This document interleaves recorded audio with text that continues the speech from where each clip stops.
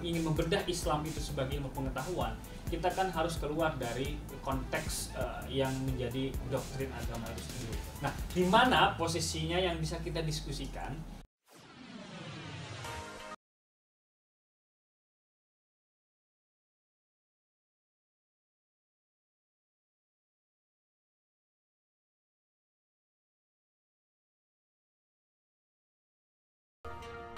So put your trust in us and we'll be champions. Karena kalau berbicara tentang Islam, itu kita tidak bisa lepas dari Quran dan hadis. Ya. Maka mau dibawa kemanapun, ketika berbicara tentang, ya ada sekarang muncul berbagai macam disiplin ilmuwan, ya ada ekonomi syariah dan lain sebagainya. Itu menjadi sah dalam tanda kutip sebagai sains ketika ada korelasinya dengan mereka mengambil jarak atau mengkonekkan dengan yang disebut maksudillah straight tadi Al-Quran dan hadis. Dan ini menjadi penting ketika kita membicarakan tentang Islam, maka kita harus juga berbicara tentang apa sih posisi Quran di dalam perspektif kita sebagai politik.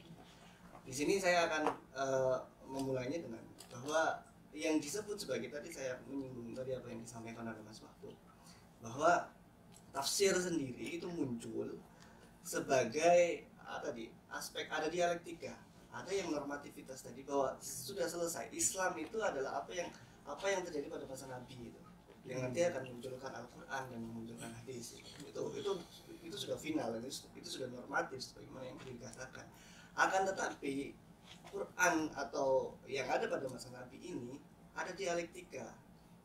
Ada dialektika yang kemudian menunjukkan ada para mufassir tadi, yang mana di mufassir itu kemudian mereka menafsirkan Quran yang tadi bisa diuji tadi sesuai dengan konteks yang ada pada konteks mufassir itu. Misalnya kalau kita mengacu pada sejarah penafsiran, ada namanya ada produk tafsir generasi klasik pertama, ada produk tafsir generasi pertengahan, yang kalau dalam beberapa terminologi ada yang mengatakan kalau yang periode pertama itu masih bersifat mistikal ya, atau karena pada saat itu memang proses kritis itu sudah ada di kepala mereka, tidak muncul dalam tradisi teksnya itu. Terus kemudian berbicara tentang periode selanjutnya, periode pertengahan, itu bersifat ideologis karena memang pada saat itu unsur politis di wilayah perkembangan Islam sangat kental sekali. Maka konteks itu yang dipakai oleh mufassir untuk mendefinisikan Quran tadi. Terus kemudian berkembang sampai pada masa konteks kontemporer sekarang. Jadi yang ingin saya sampaikan adalah bahwa tidak mungkin orang itu ketika berbicara tentang Quran hanya berbicara Quran pada masa zaman dahulu saja, tidak bisa. Karena ketika berbicara Al-Quran zaman dahulu saja itu sudah selesai final. Quran tidak bisa ditambah, ayatnya tidak bisa dikurangi ayatnya. Itu sudah selesai. Akan tetapi yang bisa dikembangkan adalah proses transmisi tadi, transformasi tadi. Dari yang kemudian Quran itu kemudian ditafsirkan menjadi beberapa produk tafsir yang nantinya harus sesuai dengan realitas dan konteks yang ada. Saya kira ketika kita meyakini, akan tetapi ini menjadi catatan saya juga, ketika berbicara tentang Islam tanpa mengindahkan, tanpa harus connect dengan sumber awal tadi, itu juga nggak benar gitu. Yeah. Misalkan ada beberapa pembaharu dulu mengatakan bahwa kita harus sangat rasional, kita tidak harus memakai tradisi-tradisi sebelumnya, maka itu akan terjadi terputusnya pandangan itu. Karena apa? Islam itu ya dari nafsa Nabi bertransmisi ya, kalau dalam bahasanya antropologi Islamnya seperti ada diskurs gitu, ada dialektika antara itu, dan sampai akhirnya dari sekarang itu. Ya, saya kira itu.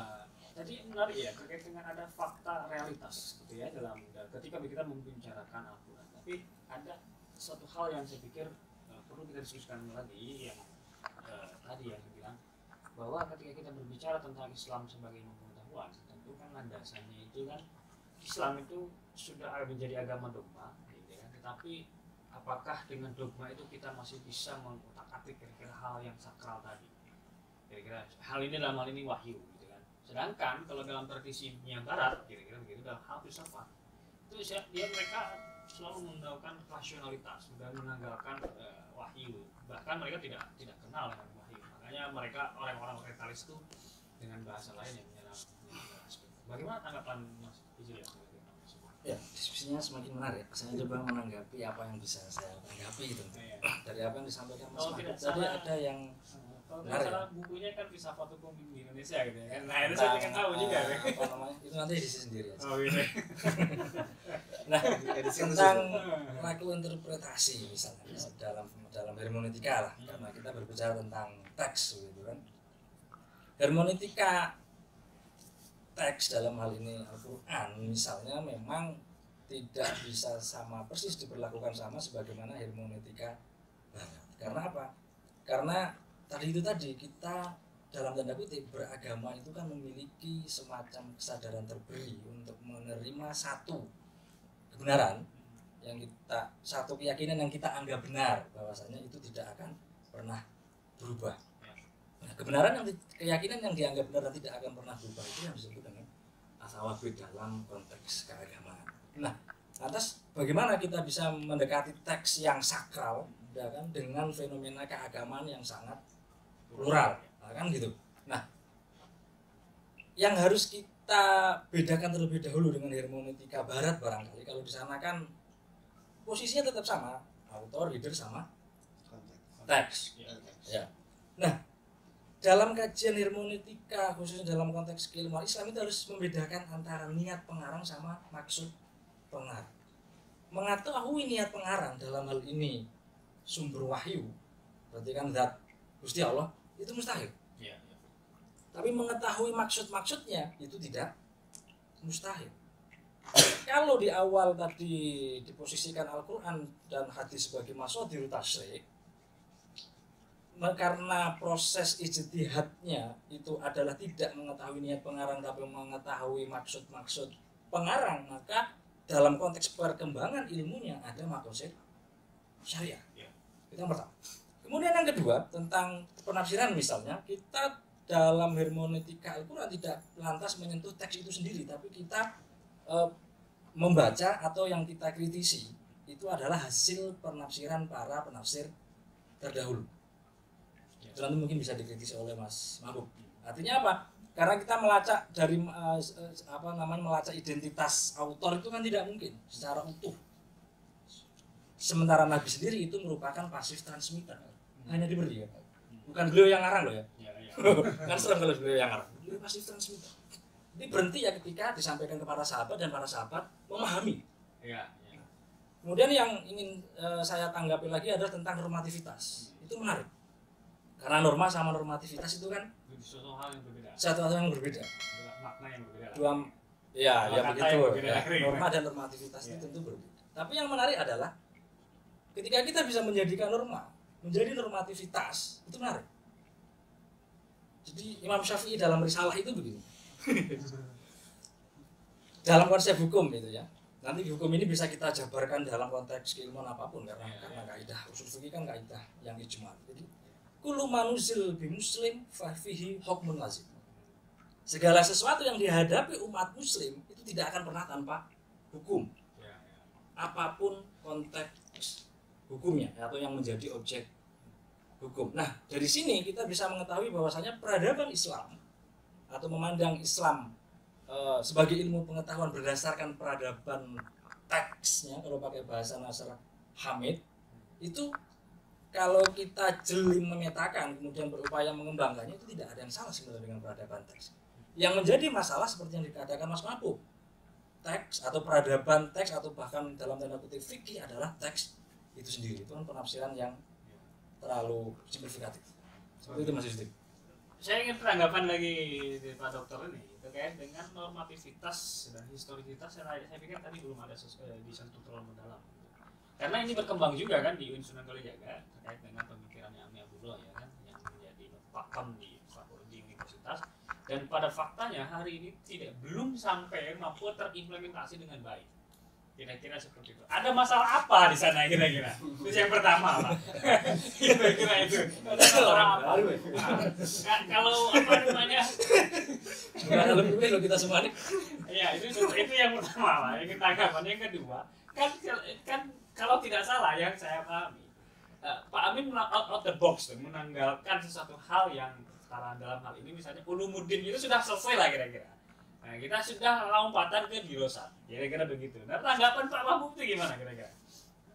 Sebelum masuk ke situ, ada sesuatu yang menarik yang dikatakan Mas Indrian tadi, bahwa dalam fikih itu ada norma, kemudian ada peradaban. Tidak salah satu peradaban itu menggunakan peradaban teks. Ya, tidak salah memang. Tapi dalam kajian filsafat itu ada penggunaan satu teori yang digunakan secara terus-menerus pada satu wilayah teori itu, gitu. Itu disebut normal science. Dan normal science itu sifatnya statis. Apakah itu yang nantinya sumber yang menjadikan Islam itu menjadi dogma? Tidak wilayah Qur'annya, tapi wilayah fikihnya. Jadi seolah-olah kita itu beragama fikih. Bukan beragama Islam. Bukan beragama Islam. Gitu. Selalu seseorang melihat Quran itu dalam pandangan hukum, hanya dalam pandangan hukum. Padahal Quran itu ada akhlak, ada akidah, ada hukum. Kalau dalam bahasanya lebih banyak muamalah. Iya, lebih banyak muamalahnya. Gitu. Apakah gara-gara penggunaan misalnya dalam satu mazhab, seluruh mazhab itu meyakini bahwa konsep yang digunakan Syafi'i itu nilainya final dalam segi hukum, kemudian digunakan meskipun ada perkembangan, tapi hanya dalam cakupan satu teori itu. Jadi tidak ada perubahan antara teori ke satu teori yang lain. Kalau misalnya Thomas Kuhn kan menganggap scientific revolution itu, revolusi saintifik itu berada pada ada perubahan dari teori ke teori lain, atau paradigma satu ke paradigma yang lain. Dalam paradigma teks itu justru satu teori terus saja berpaku pada teori itu, terus saja. Kalau misalnya menyambung tadi integrasi interkoneksi, sejauh bacaan saya misalnya normal science itu, kalau kita mau menggunakan normal science itu berada di satu cangkang terdalam. Kemudian normal science itu kemudian diikat oleh satu ikatan agar tidak ada yang bisa menyentuh dia. Dan di luarnya itu pengembangan semacam tafsir, fikih, kemudian kalam, kemudian ilmu-ilmu yang lain, kemudian baru dikembangkan. Proses pengembangan dalam integrasi interkoneksi itu kemungkinan ada dalam wilayah di luar belt ini, Jadi semakin keluar maka akan semakin luas proses pengembangannya. Maka kemudian ada jaring laba-laba itu. Sejauh pengetahuan saya begitu, gitu. Karena saya orang luar kan, bukan orang luar negeri tapi kalau saya begitu. Gitu. Tapi menarik apa yang saya gelisahkan dari pernyataan Mas Indrian tadi. Saya kira begitu. Oke, ternyata tidak mau mengungkapkan lebih mendalam terkait dengan perspektif ada masalah apa kira-kira seperti itu. Ya menarik kira-kira para Zegmenermania terkait dengan diskusi kali ini, ilmu Islam sebagai ilmu pengetahuan. Tentu ya banyak hal yang bisa kita simpulkan sebetulnya terkait dengan perspektif tafsir, perspektif fikih ataupun perspektif filsafat. Nah, oleh karena itu saya pikir ini segmen pertama yang bisa kita berikan sebuah khasanah atau diskursus yang baru bagi kita semua. Mudah-mudahan Anda semua bisa mengambil ibroh yang kita diskusikan pada kesempatan kali ini, dan tentu ada banyak hal yang kekurangan yang perlu didiskusikan. Kalau Anda gelisah, jika Anda tergugah untuk melakukan sebuah pembacaan yang lebih dalam terkait diskusi tentang Islam sebagai pengetahuan, maka jangan lupa subscribe, like, comment, and share video-video kami. Terima kasih Zegmenermania. Assalamualaikum warahmatullahi wabarakatuh.